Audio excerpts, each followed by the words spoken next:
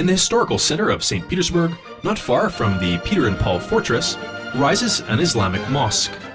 Its very existence shows the uniqueness of the northern capital, a city of all religions. The question of building the mosque was first raised in 1882, when the Minister of Home Affairs was addressed with a request to which he gave principal consent. Fundraising then started.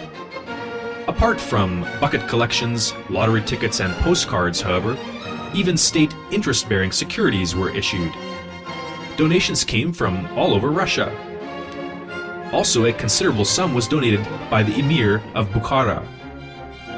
The project of the mosque was made by Vasilyev, Krichinsky, and Gogin. It was based on the look of Central Asian mosques and the tombs of Tamerlane times, particularly the Gur-e-Amir Mosque in Samarkand, where Tamerlane was buried. Nicholas II approved the project, and in February 1910, the mosque was founded.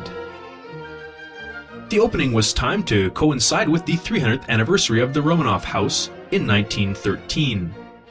But that was only the official opening, with the interior design works carrying on for several more years after that. Interestingly, Muslim building traditions are amazingly combined with Northern Art Nouveau architecture in the look of the mosque. The mosque's walls are surfaced with granite, according to the fashion of the times, which gives better lighting for the prayer room. In the dome walls and the drum, there are a lot of windows, which is not characteristic of Eastern architecture either. The dome and both minarets are decorated with bright blue tiles, and the ornamental tiles of the mosque portal are of the same range of colors. The main entrance is decorated as is common, with quotations from the Quran. On the first floor exists a large room for men to pray, while the gallery on the second floor is built for women, since according to Sharia law, men and women are to pray in separate rooms.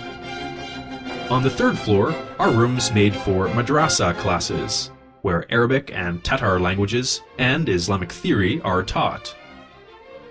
In the late 1930s, the mosque was closed, and like most of the temples in the city, it was turned into a warehouse. After the Second World War, liturgies for religious Muslims were held in the Tatar section of the Volkovskoye Cemetery. Only in 1956 was the mosque given back to Muslim believers due to insistent requests from the Tatar community. For many years, the St. Petersburg Mosque was the largest on Russian territory, until 1996, when the Juma Mosque was opened in Makhachkala, the capital of Dagestan. Today, the St. Petersburg Mosque is still the largest in Europe, where up to 5,000 people can come to worship at once. Its dome is 39 meters, and the minarets are 48 meters high.